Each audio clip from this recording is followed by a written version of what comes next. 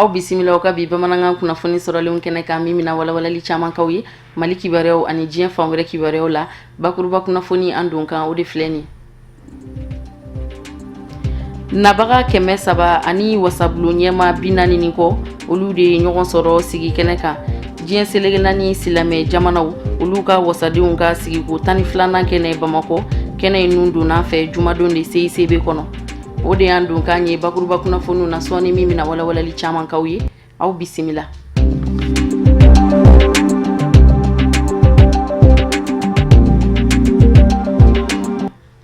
an balima bamanankan mɛnɔ Mali kɔnɔ ani Mali kɔ kan foli ani waliɲuman dɔ bɛ ka taa aw bɛɛ lajɛlen ma fo yan fɔ aw sigiyɔrɔ la aw bisimila o ka bi bamanankan kunnafoni sɔrɔlenw kɛnɛ kan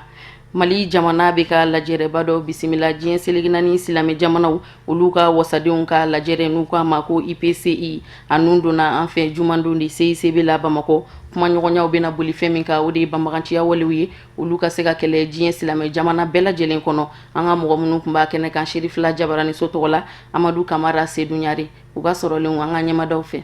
IPCI ale ye jɛkulu ye min bɛ alisilamɛ jamana 57 o wasadenw fara ɲɔgɔn kan diɲɛ seleke 4 kurukara kɔnɔ u ka sigili 12nan 12e session o baaraw bolodara anw ka jamana kɔnɔ ka kɛɲɛ ni Mali ɲɛmaaw ka laɲini ye an bɛ aw ladɔnniya k'a fɔ ko IPCI a ka wuli ka jɔ a n'a ka laɲini o de bɛnnen bɛ ka sanga ni wagati jamana minnu b'a kɔnɔna na u ka hakili jagabaw boloda ka kɛɲɛ ni diɲɛ taabolo kura ye i n'a fɔ gɛlɛyaba min ɲɛsinnen bɛ alisilamɛ diinɛ ma an bɛ waati min ko sisan n'o ye banbanci kɛwalew ye n'an b'a fɔ a ma ko terrorisme ani gɛlɛya wɛrɛ minnu bɛ diɲɛ kɔnɔ ka fɛɛrɛ ni dabaliw tigɛ yaasa olu bɛɛ lajɛlen ka kɛ lafiya ye ka ɲɛsin jamana ninnu bɛɛ lajɛlen kelen kelenna maaw ma sigili a labɛnbagaw ka fɔ la a bɛna kɛ fɛn ye min bɛna fusaya an ka jamana ma kosɛbɛ bari sabu k'a da kan Mali k'a daminɛ san 2000 ani san 12 kana bila an bɛ waati min ko sisan gɛlɛyabaw tara ka ɲɛsin an ka jamana ma kɛrɛnkɛrɛnnenya la banbanci kɛwalew sanga ani wagati wa bunahadamadenya sabatiliko ɲuman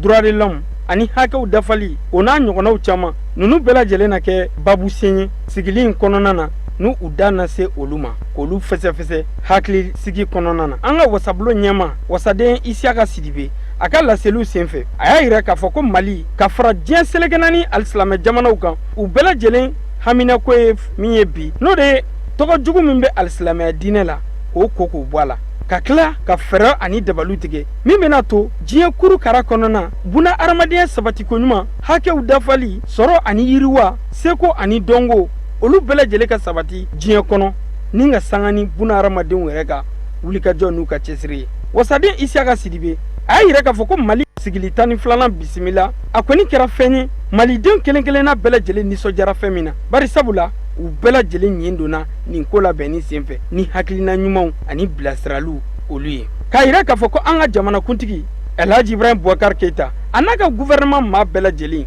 u bɛɛ ɲin donna nin ko la bari sabu k'a da kan su ani tile u ye ko labɛnbagaw u y'u dɛmɛ nɔgɔya ani lafiya yaasa baara in min kalifal'u ma u k'a kɛ nɔgɔya kɔnɔna na a tilara ka foli kɛrɛnkɛrɛnni k'o ta k'o ɲɛsin IPCI n'o ye nin jɛkulu kɛrɛnkɛrɛnni ye a ɲɛmayaso maaw ma u ka danaya tali ka ɲɛsin an ka jamana ma ka sigili 12nan k'o bisimila an fɛ faba kɔnɔ a tilara k'a yɛrɛ k'a fɔ n'o ye wasaden Isiyaka Sidibe n'a ye an ka wasabulon ɲɛma ye a ko baarabaw caman kɛra Mali fɛ ka kɛɲɛ ni diɲɛ yɛrɛ ka laɲini ye n'o de ye ka fɛɛrɛ ani dabaliw tigɛ banbanci kɛwale jugu k'o kɔn k'o bɔ diɲɛ kɔnɔ ni anw ka jamana yɛrɛ bi ma o tun kɛlen don k'a labɔ hakili jiginna dɔgɔkun damadɔ dɔrɔn kɛwale jugu min kɛra Gawo a da sera nin ma a ye nin sɛbɛkɔrɔ kɔn wa a y'a yira k'a fɔ ko Mali wasabulon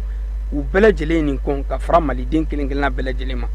fo ka se an ka jamana ɲɛmɔgɔ yɛrɛ ma n'o ye Ibrahim Boubacar Keita ye wasaden Isiyaka Sidibe kɔrɔfɔ kuncɛ la a kɔni nisɔndiyalen y'a yira k'a fɔ ko a bɛ foli ani tanuni ta ka ɲɛsin IPCI ma a jamana bɛɛ lajɛlen maa ma maaw ma sen sera Mali kɔnɔna na sigili 12nan in senfɛ a ko k'a b'a bɛɛ lajɛlen fo k'a ɲini Ala fɛ fɛn min m'u natɔ sɔrɔ ko o k'u tatɔ sɔrɔ Isiyaka Sidibe a ye kɔrɔfɔ kuncɛ ni dugawu ye ka ɲɛsin Mali jamana ani diɲɛ alisilamɛ jamana bɛɛ lajɛlen ma ko Ala ka masiba min bɛ diɲɛ kɔnɔ Ala ka jisuma k'a fura ye an bɛ aw ladɔnniya k'a fɔ ko sigili n'o ye conférence islamique ye IPCI a bangera san 1969 san wa jɛkulu dɔn bi diɲɛ seleke naani tɔnba Nations Unies o kɔfɛ ale de ye jɛkulu filanan ye min jamana ka ciya ka tɛmɛ jɛkulu bɛɛ lajɛlen ka diɲɛ kɔnɔ n'a bɛ t'i jɔ jamana 57 la wa a bɛ diɲɛ seleke 4 fan bɛɛ lajɛlen fɛ wa a ka laɲini n'o de ye ka kɛ alisilamɛ diinɛ ka k'o ka babu sentigi ye yaasa gɛlɛya minnu b'o o kan o bɛɛ lajɛlen kɛlɛ ka ban pewu k'a yira k'a fɔ ko alisilamɛ diinɛ ale bɛ bɛn kelenya sindiya ani badenya de ko wa a y'a ɲini ala fɛ sigili ala k'a kuncɛ hɛrɛ la. An bɛ to wasadenw ka sigiko 12nan kɛnɛ kan conférence de l'union parlementaire des états membres de l'OCI IPCI Kadi Jakite a n'a ka jatala Ibrahima Kulubali u sera ka dasumusumuni caman de kɛ kɛnɛ kan jamana ma ɲɛmaw wasadenw ani diinɛ ɲɛmɔgɔw la sɔrɔlenw filɛ nin mun kɛra bi o ye koba ye n'i y'a mɛn ko l'OCI kɔrɔ ye mun ye c'est parlement islamique ni hakilina bɔra yɔrɔ min na ne bɛ se k'a fɔ k'a walawala depuis 98 ne ka mandat fɔlɔ Ali Nuhu Jalo de tun ye député Arfan Zani Iran an balima olu de ye nin hakilina ta ko anglophone bɛ fara ɲɔgɔn kan français bɛ fara ɲɔgɔn kan bon a bɛɛ ye mun ye ko o sa don dɔ bɛ na u bɛ taa ka silamɛw kan kɛlɛ an fana ka fara ɲɔgɔn kan silami jamanaw an y'a daminɛ jamana 5 aujourd'hui an bɛ jamana 55 la san o san an bɛ taa nin réunion kɛ jamana dɔ la bi rencontre ni ala barika la ne hakilina ɲuman sɔrɔ a la hakilina ɲuman sɔrɔ a la parce que ala barika la jamana min nana a jamana ka ca salon ɲɔgɔnma 11e min kɛra o kɛra Irak o tun ka kɛ Mali la mais o y'a sɔrɔ Mali ka gɛlɛya dɔ tun bɛ yen dɛ u y'a fɔ ko an k'a d'u ma ko 12e ko bɛ kɛ Mali la an y'a d'u ma donc u nana o la o de y'a to arabu jamana cayara bon a fana silama jamana cayara donc ala ta dɔ fana ɲana maliyɛnw bɔra u bɔli tɛ fɛn wɛrɛ dɛ u y'a k'u yɛrɛ ko ye parce que sécurité la a baara ɲana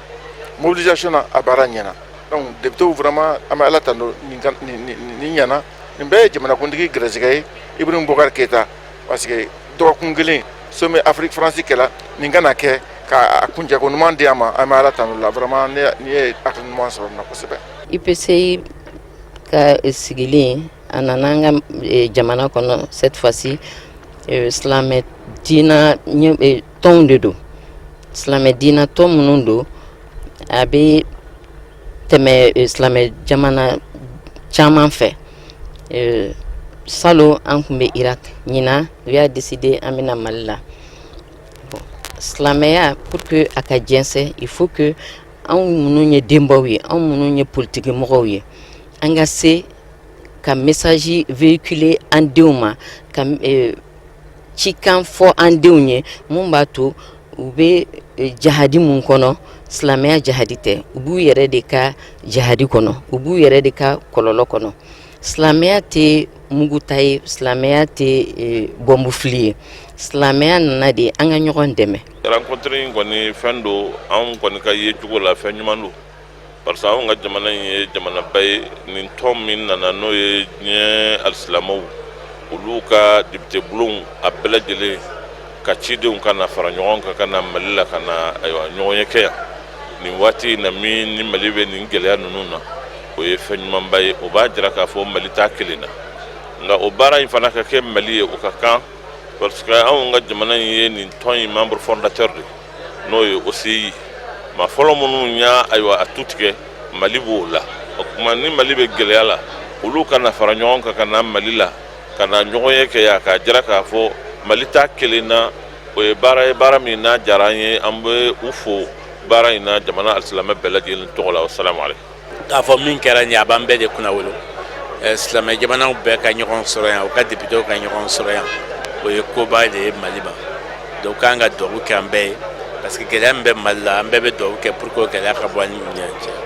kumajugu fɛn o fɛn bɛ fɔ silamɛya tɔgɔ la an kan k'an tɛgɛ di ɲɔgɔn ma k'olu kojugu n'o kumajugu bɔ an ni ɲɔgɔn cɛ bi bi in na Mali an bɛ bɛɛ de ka solidarité ɲini an bɛ bɛɛ ka dɛmɛ fɛ an bɛ silamɛ jamanaw bɛɛ ka dɛmɛ fɛ hakili ɲuman min b'u la hakili ɲuman ka se an bɛɛ ma pour que jamana in gɛlɛya min b'a la o gɛlɛya ka bɔ an kan. Ayiwa an b'aw fo k'aw wale ɲuman dɔn a ka wuli ka jɔ la comme n y'a fɔ a ye cogo min na alhamdulillah an bɛ kɛnɛ min kan o ye silamɛya ɲɛfɔcogo ɲuman min bɛ yen ani basigi ni kelenya bɛ se ka na jamana kɔnɔ cogo min na silamɛya tɔgɔ la ayiwa o baaraba de bi sen na Mali kɔnɔ bi mana in ka kɛ ka dayɛlɛ hɛrɛ la ka ban hɛrɛ la an bi a tɔ kɔnɔ résultat ɲumanw na jamana ka basigi ni kɛlɛɲa na a dabɔra o de kama pour que silamɛya ɲuman mɔgɔw bɛ se k'a faamu cogo min na cɛni min bi sen na o k'a dɔn o t'a dɔ ye ala sago sago. ɲɔgɔn ɲɛba min daminɛna bi vraiment koba don bɛɛ b'a dɔn k'a fɔ sommet Afrique France o banna a ma mɛn sommet wɛrɛ filɛ nin ye min daminɛna bi ɲɔgɔn ɲɛba min daminɛna bi duniya bɛɛ silamɛ jamanaw olu de ye ɲɔgɔn sɔrɔ Bamakɔ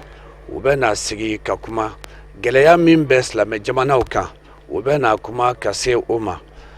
donc u fana y'a yira ɲɔgɔn ɲɛ min bɛ na kɛ a ka kan silamɛ jamanaw bɛɛ ka bolo di ɲɔgɔn ma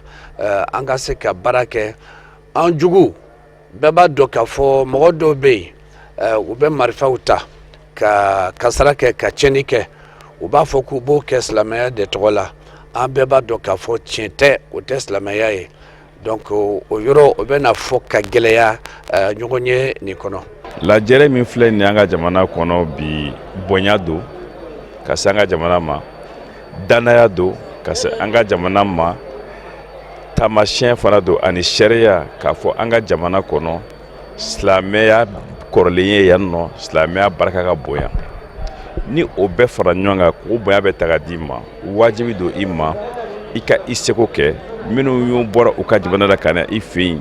i k'u bisimila ka ɲɛ i k'u tɔbɔtɔ ka ɲɛ u bɛna baara min na fana i k'i bolo don o kɔrɔ o bɛ se ka kɛ ka ɲɛ cogo min na hakili la n ye min faamuya an ka assemblée nationale ye o baara de daminɛ wa o baara bɛ sira ɲuman kan ala ka u dɛmɛ a la.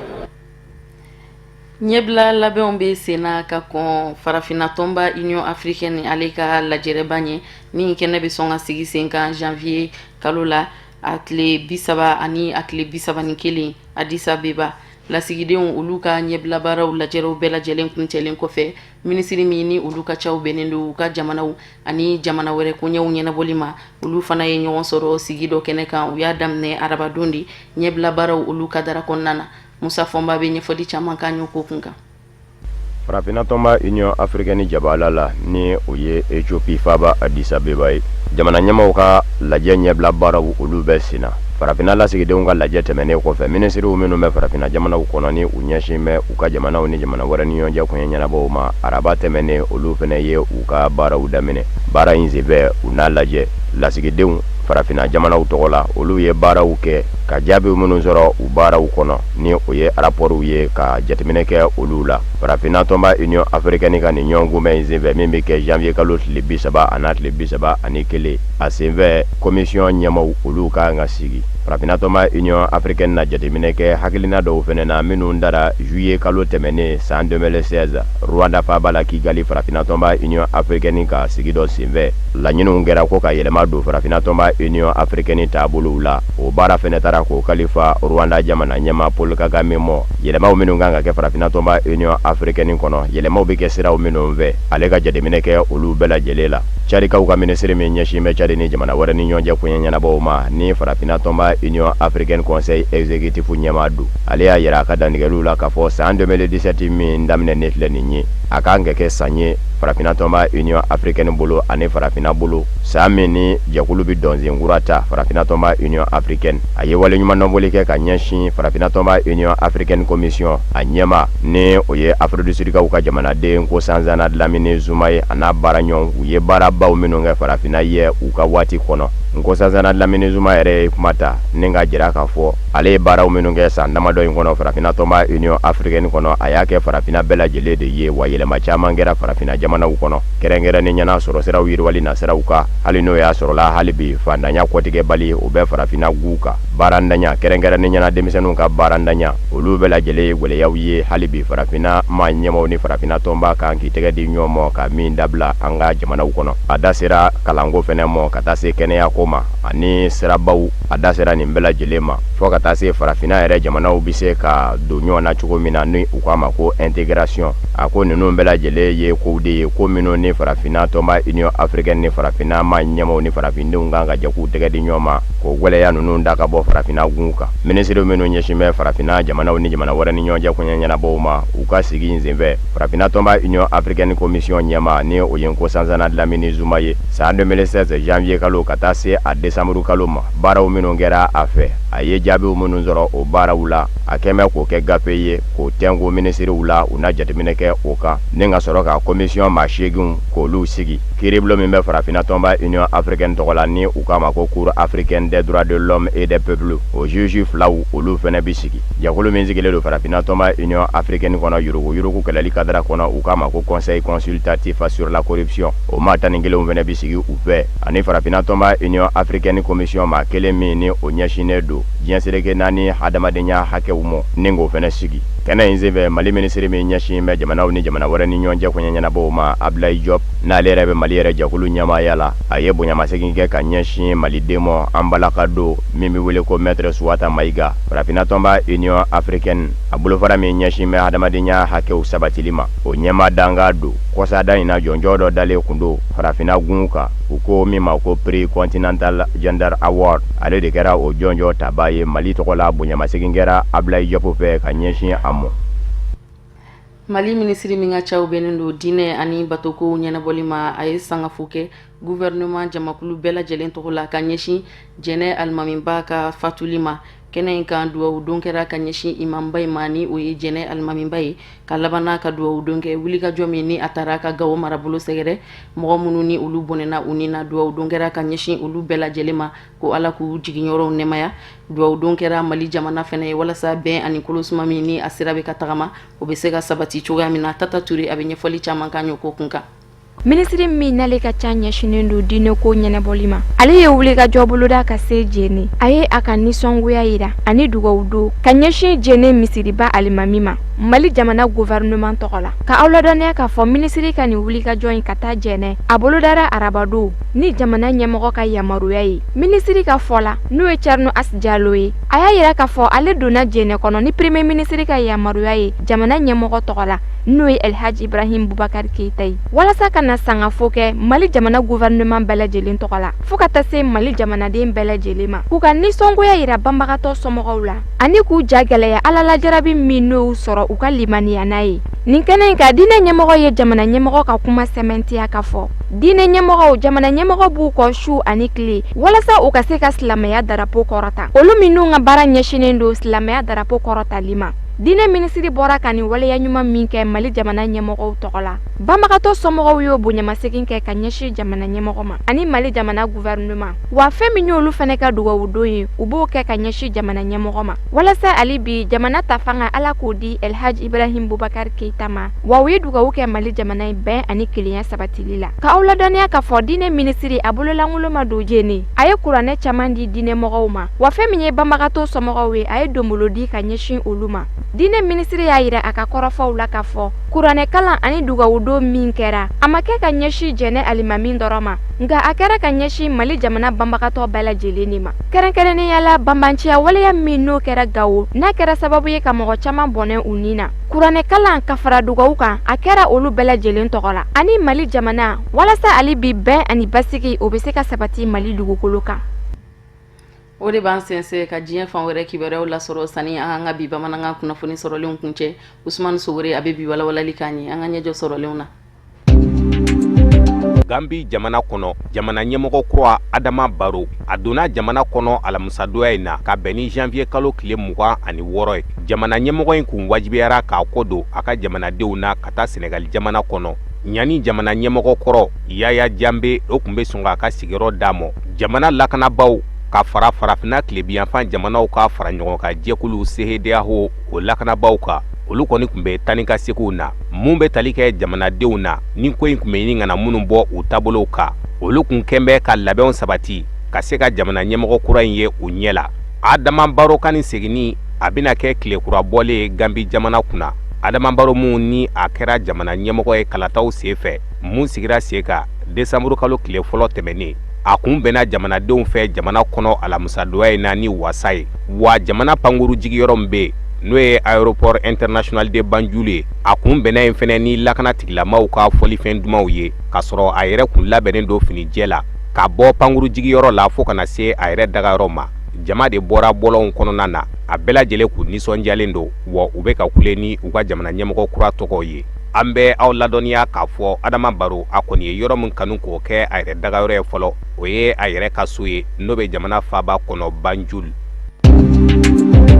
Nigériyakaw fɛ u ka jamana ɲɛmɔgɔ Muhammadu Buhari kunnafoniw ye a jira k'a fɔ a ka kɛnɛ a nin na kunnafoni mun sɔrɔla subahana mansi sanfɛ ka bɔ a ka minisiri yɔrɔ la mun ka baara bɛ ɲɛsin jamana kɔnɔ kunnafoni carili ma ministre de la communication El Hadji Lahi Mohammed sabula ka da kan kunnafoni wɛrɛw y'a jira k'a fɔ Muhammadu Buhari a ye tali min kɛ Grande Bretagne dɔgɔkun tɛmɛnen k'o kun bɛ bana de kofɔ Muhammadu Buhari ka minisiri ka ɲɛsin kunnafoni carili ma a ye wele se jamanaden bɛɛ lajɛlen ma n'o de ye maa kana kalaturu ni kɔrɔfɔ ninnu na kɔrɔfɔ mun n'a bɛ kɛ sababu ye ka tiɲɛli don jamana kɔnɔ jamana ɲɛmɔgɔ yɛrɛ Muhammadu Buhari a si bɛ bi san 74 ani san 4 na a ye tali min kɛ dɔgɔkun tɛmɛnen Grande Bretagne kɔnɔ k'a kun ta kun tɛ furakɛli ye nka kun taara de ka taa jateminɛ kɛ a ka kɛnɛyaw la i n'a fɔ a bɛ deli k'a kɛ togoya minnu na juin kalo tɛmɛnen san 2016 ni ɲɔgɔnna ŋunuŋunukaw taara ka ɲɛsin Muhammadu Buhari ka kɛnɛya ko ma mun kɛra sababu ye ka gɛlɛya don jamana kɔnɔ o waati kelen fɛnɛ la Muhammadu Buhari a kun taara Grande Bretagne nka a ta kun ye ka taa kulo de furakɛ Muhammadu Buhari labana ka baaraw daminɛ février kalo tile 6 la a ka gouvernement kun ye layidu di k'a fɔ a na sɛgɛsɛgɛlikɛ siraw dayɛlɛ maa minnu bɛ kɛ ni ɲɔgɔnna kumasiw fɔba ye jamana kɔnɔ jamana ɲɛmɔgɔ ka kɛnɛya kun kan ɲani ka taa se tile damadɔw ma farafina tɔnba Union Africaine mina ɲɛma kura sɔrɔ a yɛrɛ la Dr Ngo Zanzana Dlamini Zuma kɔfɛ k'a kɛ ni farafina tɔnba jamanaw ka ladala ɲɔgɔn kunbɛ ye mun bɛna sigi Ethiopie jamana kɔnɔ Kenya ka denw ka musolaka min bɛ Amina Mohamed ale bɛ ka labɛnw sigi sen kan k'a kanbɔ farafina tɔnba ka ɲɛmaya nɔfɛ o sira kan a ye a ka hakilina di babu dɔw kan babu mun ni a makɔnɔlenba don farafina tɔnba ka nin ɲɔgɔn kunbɛn in kɛnɛ kan n'o bɛ tali kɛ Maroc jamana a ka seginni la farafina tɔnba kɔnɔ Kenyakaw ka minisiri muso ye Amina Mohamed a si bɛ taa san 50 ani san 5 la wa a ka baara de ye jamana kɔnɔ Kenya jamana ani jamana wɛrɛw kɔkanciw ɲɛnabɔli a ye a jira a ka kɔrɔfɔw la k'a fɔ Maroc jamana kan ka segin farafina tɔnba kɔnɔ o mun n'a b'a jigi k'a fɔ a ɲɛmaya bɛna kalifa ale yɛrɛ la wa ale ka faamu na Maroc jamana a ka seginni farafina tɔnba kɔnɔ a ka hakɛ dɔw don sabula jamana fɔlɔ minnu ye miiriya sɔrɔ ka se ka jɛkulu in sigi sen kan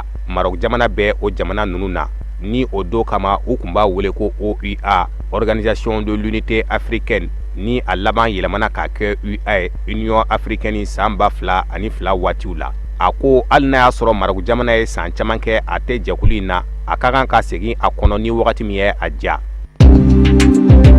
Amerikikaw ka jamana ɲɛmɔgɔ Donald Trump a kelen kɔ ka sariya senw ta mun bɛna kɛ sababu ye ka kogo jɔ ani Mexique jamana ni ɲɔgɔn cɛ o kɔfɛ jamana ɲɛmɔgɔ bɛna ka gɛrɛntɛw sigi tungaladenw de kunna ni u barili ye ka don Ameriki jamana kɔnɔ kɛrɛnkɛrɛnnenya la jamana minnu bɛ yen ni a jamanaden fan caman ye silamɛw de ani jamana minnu bɛ yen ni kɛlɛ de bɛ a kɔnɔ kunnafoniw ye a jira k'a fɔ jamana ɲɛmɔgɔ ye ni sariya in ta arabadonya in na ni a b'a sariya sen wele ko protéger la nation d'attaque terroriste par des étrangers n'o de ye ka Ameriki jamana kisi